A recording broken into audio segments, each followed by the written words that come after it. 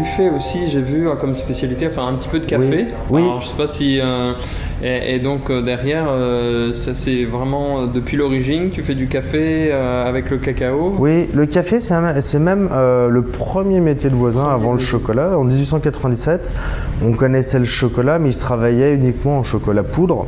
On était vraiment dans l'historique de voisins, des boutiques qui importaient des produits des comptoirs coloniaux à la base. Donc on travaillait le thé, on travaillait les épices, on travaillait le chocolat, mais pour le travail chocolat en poudre, et on travaillait le café. Donc le café, depuis toujours, on travaille avec une vingtaine de pays. Où on reçoit donc le café vert chez nous, on va le torréfier et on va le vendre soit aujourd'hui en pure origine ou alors sur des bases des mélanges, comme le chocolat. Comme le chocolat, donc super. Et toi personnellement, comment tu es venu au chocolat? Est-ce que c'est quelque chose que par rapport à l'histoire, par rapport à, tu es venu tout de suite ou tu as mis un petit peu de temps à t'y mettre Ouais, c'est une histoire de famille dans le sens, comme c'est une entreprise familiale, on a grandi dedans depuis toujours.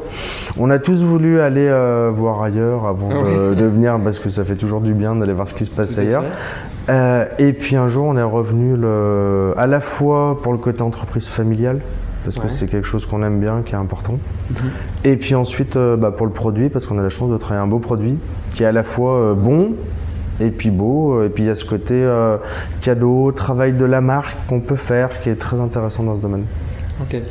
Et toi, un souhait ou une extravagance que tu voudrais par rapport au chocolat, qu'est-ce que tu voudrais?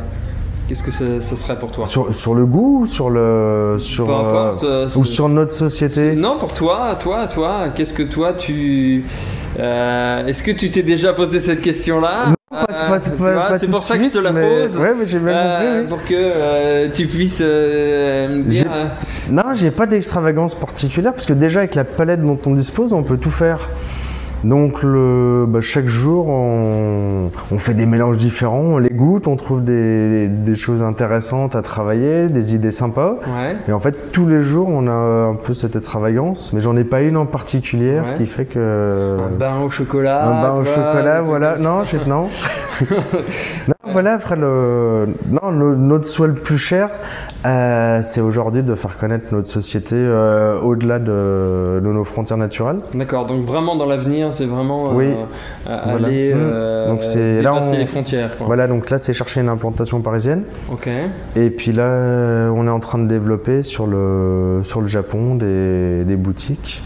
Donc ça c'est un projet qui nous tient à cœur dans le sens où notre extravagance à nous c'est d'aller essayer de la faire connaître aux autres et d'espérer qu'elle plaise et d'apprécier. Et c'est pour ça qu'aujourd'hui où l'extravagance c'est d'avoir fait ce concept de boutique où aujourd'hui on est obligé d'avoir des emplacements numéro 1 dans les villes. C'est-à-dire qu'on ne peut plus avoir la chocolaterie, sauf si c'est de manière historique sur une boutique, la chocolaterie qui est derrière le magasin.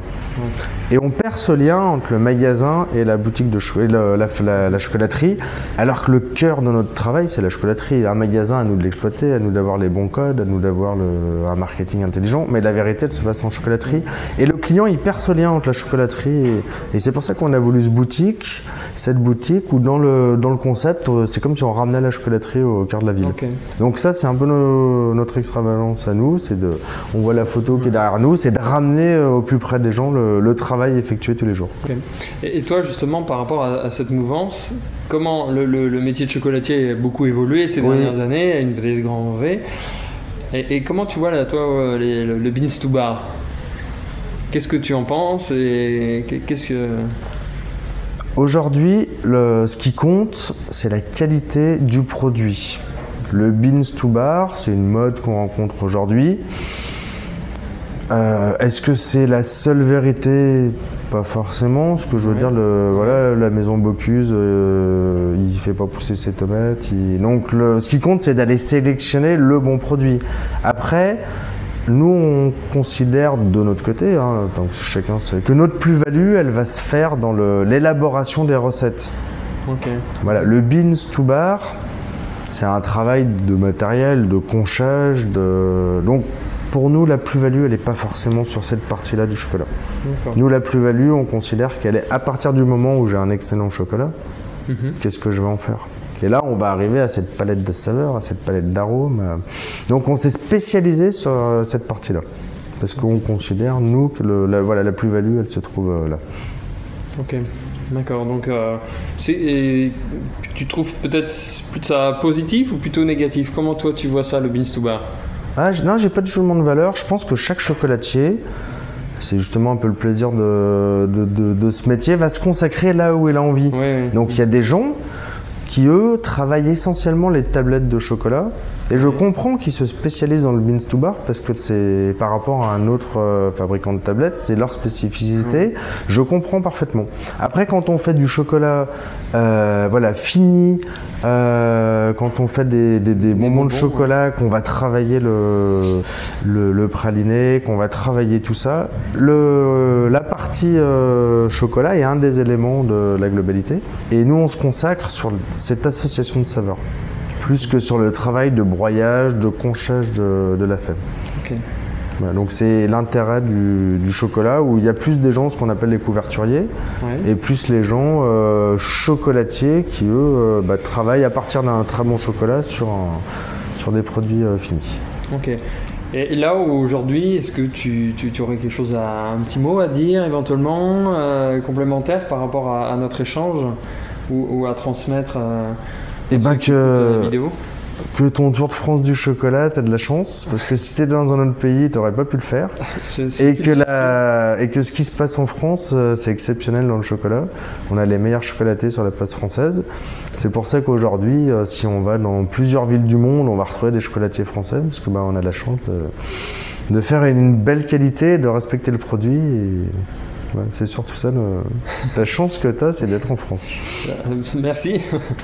Mais c'est vrai que c'est intéressant de voir tous ces chocolatiers qui évoluent et qui font d'excellents produits et qui mettent le cœur pour faire un produit d'exception. Donc, et unique à chaque passage. Ouais. Voilà.